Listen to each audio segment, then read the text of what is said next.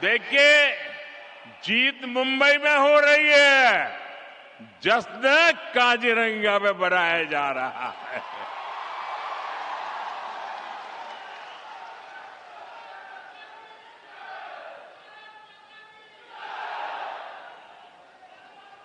महाराष्ट्र के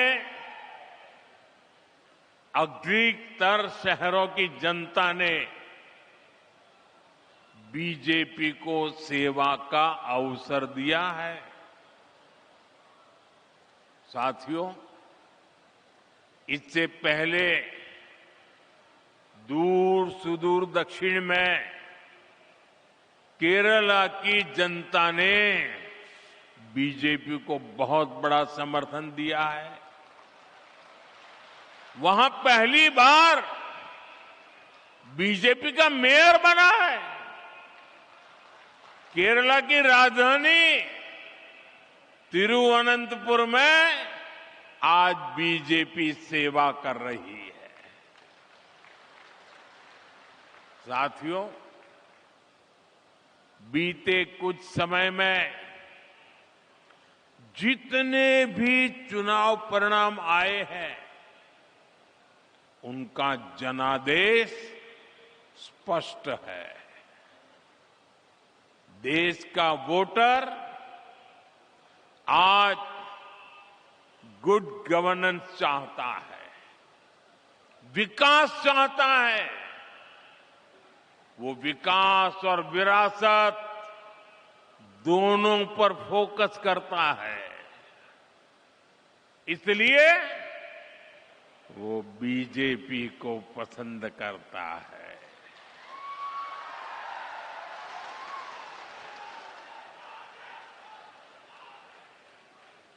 साथियों, इन चुनावों का एक और संदेश है। कांग्रेस की नेगेटिव पॉलिटिक्स को देश लगातार नकार रहा है। जिस मुंबई शहर में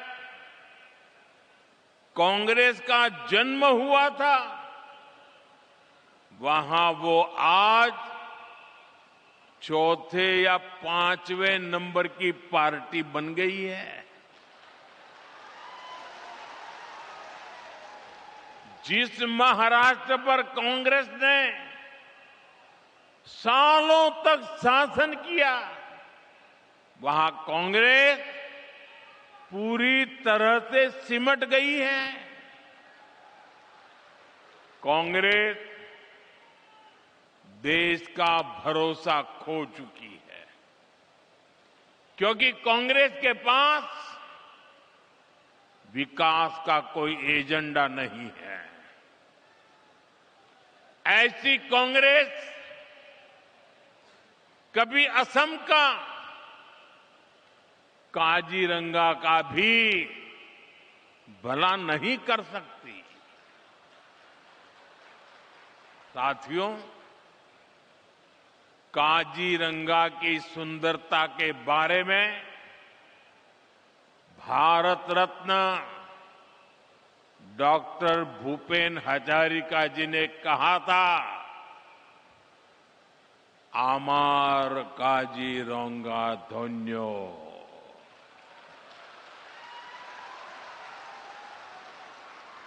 प्रकृति दुनिया कुलात खेली, आमार मौन होल पुण्यो।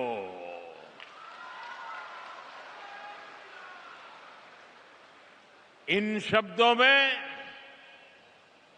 काजीरंगा के प्रति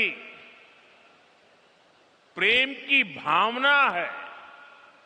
साथ ही इनमें असमिया लोगों के प्रकृति से स्नेह की अभिव्यक्ति भी है। काजीरंगा केवल एक नेशनल पार्क नहीं है, काजीरंगा तो असम की आत्मा है, आत्मा।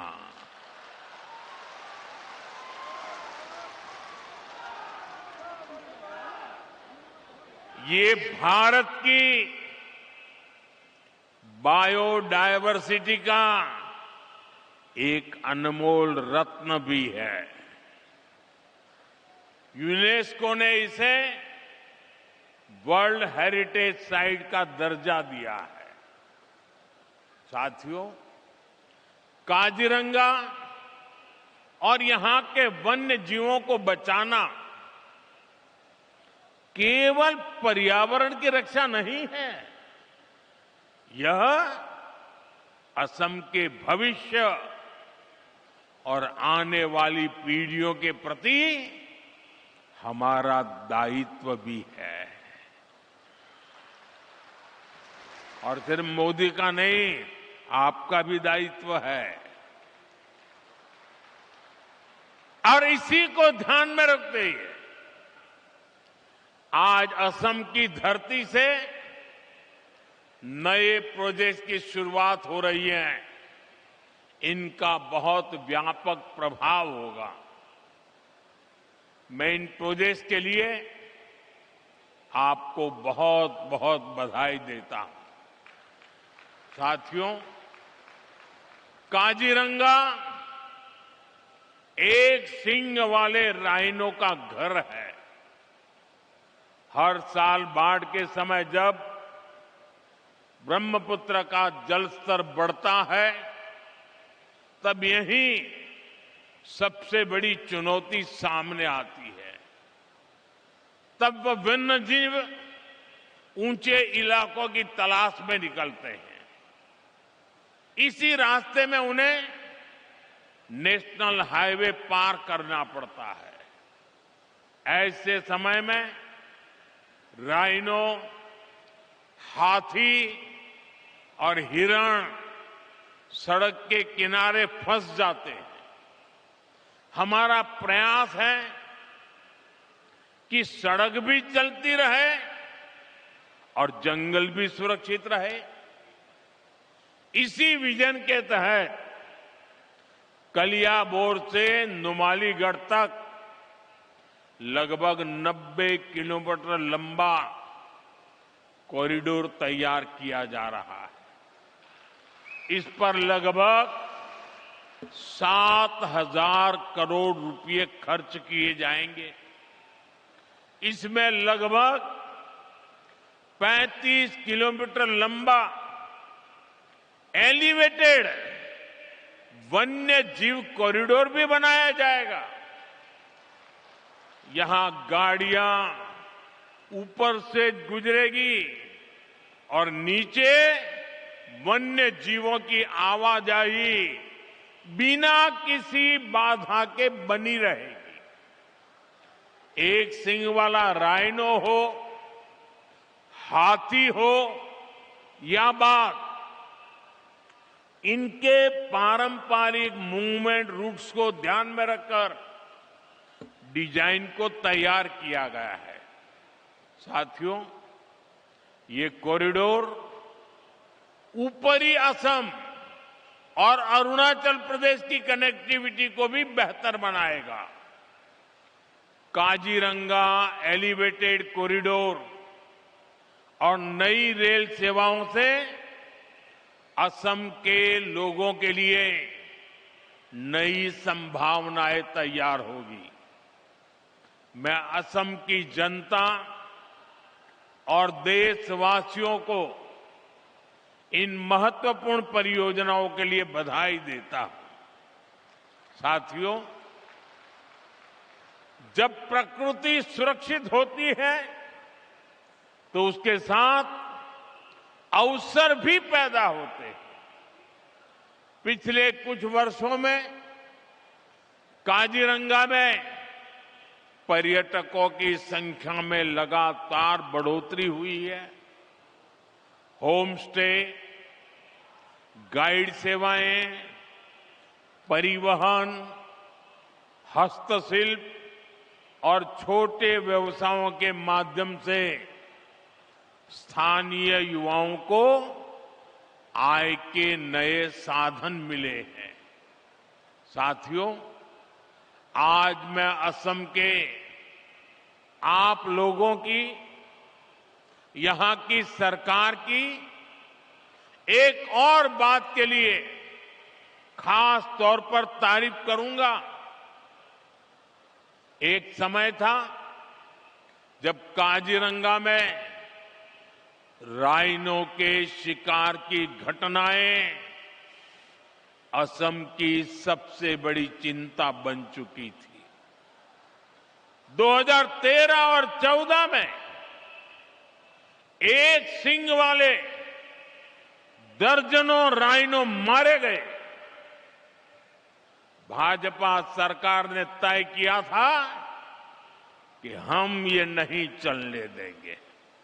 अब ऐसा नहीं चलेगा। हमने इसके बाद सुरक्षा व्यवस्था को नए सिरे से मजबूत किया। वन विभाग को आधुनिक संसाधन मिले, निगरानी तंत्र सशक्त हुआ, वन दुर्गा के रूप में महिलाओं की भागीदारी बढ़ाई गई। इसका सुखद परिणाम भी सामने आया। 2025 में राइनो के शिकार की एक भी घटना सामने नहीं आई है और इसलिए आप सब और सरकार हर कोई बधाई के पात्र है। ये भाजपा सरकार की राजनीतिक इच्छा शक्ति और असम के लोगों के प्रयास से संभव हुआ है। साथियों, लंबे समय तक एक सोच ये बनी रही कि प्रकृति और प्रगति एक दूसरे के विपरीत है। कहा जाता था कि ये दोनों साथ नहीं चल सकते, लेकिन आज भारत दुनिया को दिखा रहा है कि ये दोनों साथ साथ आगे बढ़ सकते हैं। इकोनॉमी भी, इकोलॉजी भी। पिछले एक दशक में देश में जंगलों और पेड़ों का कवरेज बढ़ा है। लोगों ने एक पेड़ मां के नाम अभियान में बढ़ चढ़कर हिस्सा लिया है। इस अभियान के तहत अब तक 260 करोड़ से अधिक पेड़ लगाए जा चुके हैं।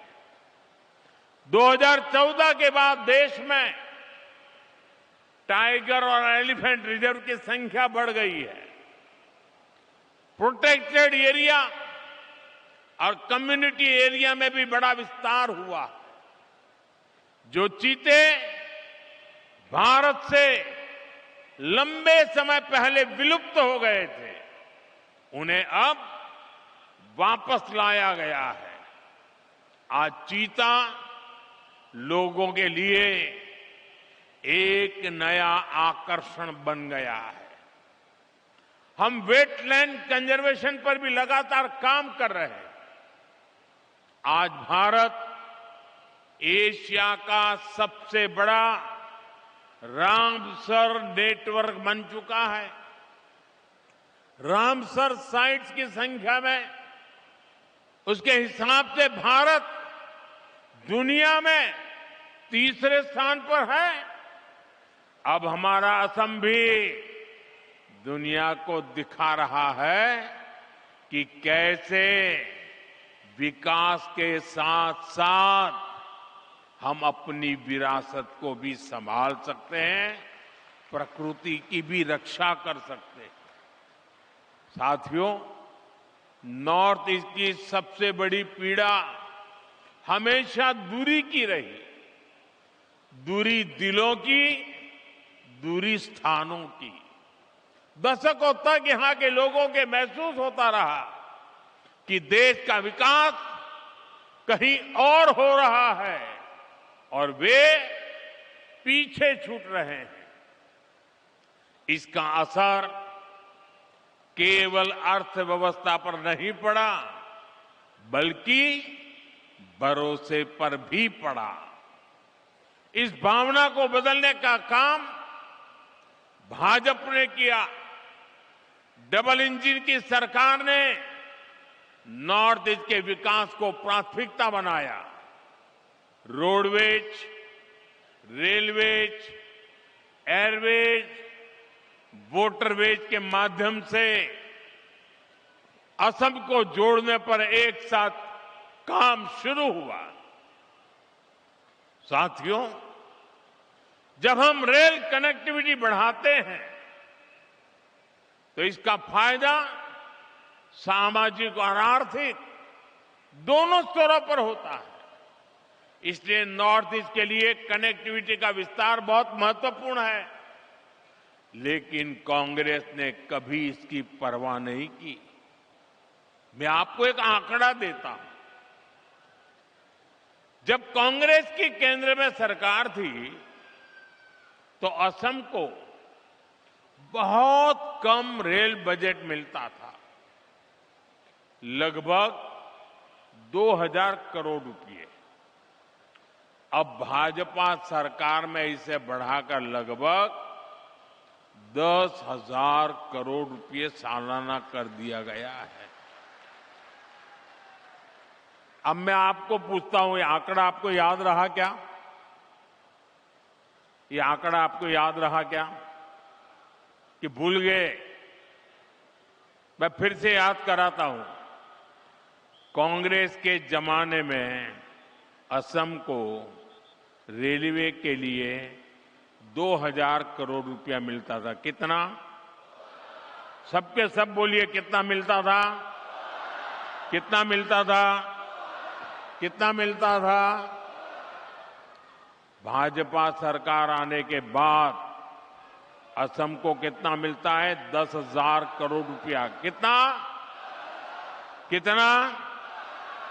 कितना? 10,000 करोड़ रुपया। यानी कांग्रेस जितना पैसा असम को रेलवे के लिए देती थी, भाजपा उससे 5 गुना ज्यादा पैसा असम को दे रहा है। साथियों, इस बढ़े हुए निवेश से बड़े पैमाने पर इंफ्रास्ट्रक्चर निर्माण हुआ है। नई रेल लाइनें बिछाने से, दोहरीकरण और इलेक्ट्रिफिकेशन होने से रेलवे की क्षमता बढ़ी है, लोगों के लिए सुविधाएं बढ़ी हैं। आज कलियाबोर से जिन 3 नई ट्रेन सेवाओं का शुभारंभ हो रहा है, वे भी असम की रेल कनेक्टिविटी में एक महत्वपूर्ण विस्तार है। वंदे भारत स्लीपर ट्रेन गुवाहाटी को कलकत्ता से जोड़ेगी। यह आधुनिक स्लीपर ट्रेन लंबी दूरी की यात्रा को और अधिक आरामदायक बनाएगी। इसके साथ ही 2 अमृत भारत एक्सप्रेस ट्रेनों की शुरुआत की जा रही है। इन ट्रेनों के रास्ते में असम, पश्चिम बंगाल, बिहार और उत्तर प्रदेश के कई महत्वपूर्ण स्टेशन शामिल है, जिससे लाखों यात्रियों को सीधा लाभ मिलेगा। ये ट्रेनें असम के व्यापारियों को नए बाजारों से जोड़ेगी, छात्र शिक्षा के नए अवसरों तक आसानी से पहुंच सकेंगे और असम के लोगों के लिए देश के अलग अलग हिस्सों में आना जाना सरल हो जाएगा। कनेक्टिविटी का विस्तार भरोसा पैदा करता है कि नॉर्थ ईस्ट अब विकास के हाशिए पर नहीं है। नॉर्थ ईस्ट अब दूर नहीं रहा। नॉर्थ ईस्ट अब दिल के भी पास है, दिल्ली के भी पास है। साथियों, आज आपके बीच असम के सामने मौजूद एक बड़ी चुनौती की भी चर्चा आवश्यक है। ये चुनौती है असम की पहचान बचाने की, असम की संस्कृति बचाने की। आप मुझे बताइए, असम की पहचान बचनी चाहिए कि नहीं बचनी चाहिए? ऐसा नहीं सबके सब जवाब दो। असम की पहचान बचनी चाहिए कि नहीं बचनी चाहिए? आप सबकी पहचान बननी चाहिए कि नहीं बननी चाहिए? आपके पूर्वजों की विरासत बचनी चाहिए कि नहीं बचनी चाहिए? आज असम में बीजेपी सरकार जिस प्रकार घुसपैठ से निपट रही है, जिस प्रकार हमारे जंगलों को, ऐतिहासिक सांस्कृतिक स्थलों को, आप लोगों की जमीनों को अवैध कब्जों से मुक्त कर रही है, उसकी आज बहुत प्रशंसा हो रही है। ये सही हो रहा है कि नहीं हो रहा है? ये होना चाहिए कि नहीं होना चाहिए? ये आपके भले के लिए है कि नहीं है? लेकिन आप जरा ये भी सोचिए साथियों कि कांग्रेस ने असम के साथ क्या किया।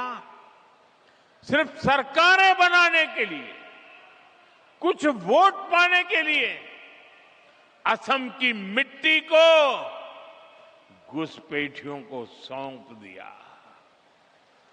कांग्रेस ने दशकों तक असम में सरकारें बनाई। इस दौरान लगातार घुसपैठ बढ़ती गई। और इन लोगों ने, घुसपैठियों ने क्या किया? इनको असम के इतिहास, यहां की संस्कृति, हमारी आस्था से कोई सरोकार नहीं था। इसलिए उन्होंने जगह जगह कब्जे किए। घुसपैठ के कारण एनिमल कॉरिडोर के कब्जे हुए, अवैध शिकार को बढ़ावा मिला, तस्करी और अन्य अपराध भी बढ़े। साथियों, ये घुसपैठिए आबादी का संतुलन बिगाड़ रहे हैं, हमारी संस्कृति पर हमले कर रहे हैं, गरीब का, नौजवान का रोजगार छीन रहे हैं, आदिवासी क्षेत्रों में धोखे से लोगों की जमीन पर कब्जा कर रहे हैं। ये असम और देश की सुरक्षा दोनों के लिए बहुत बड़ा खतरा है। साथियों, कांग्रेस से आपको बहुत सावधान रहना है। कांग्रेस की एक ही नीति है, घुसपैठियों को बचाओ, घुसपैठियों की मदद से सत्ता पाओ। पूरे देश में कांग्रेस और उसके साथी यही कर रहे हैं। बिहार में भी इन्होंने घुसपैठियों को बचाने के लिए यात्राएं निकाली, रैलियां निकाली, लेकिन बिहार की जनता ने कांग्रेस का सुपड़ा साफ कर दिया। अब असम की जनता की बारी है। मुझे विश्वास है असम की धरती से भी कांग्रेस को करारा जवाब मिलेगा।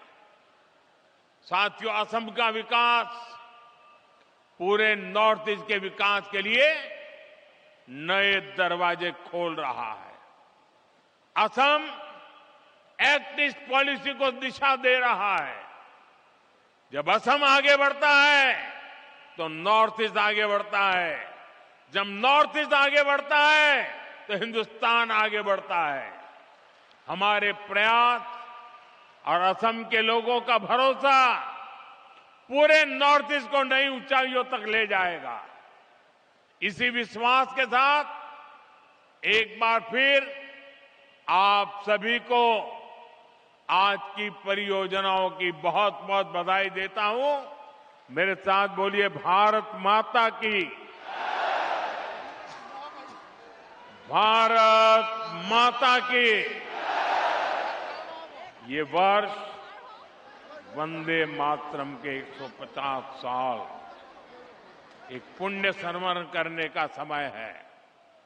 मेरे साथ बोलिए वंदे वंदे वंदे वंदे वंदे वंदे वंदे वंदे वंदे वंदे।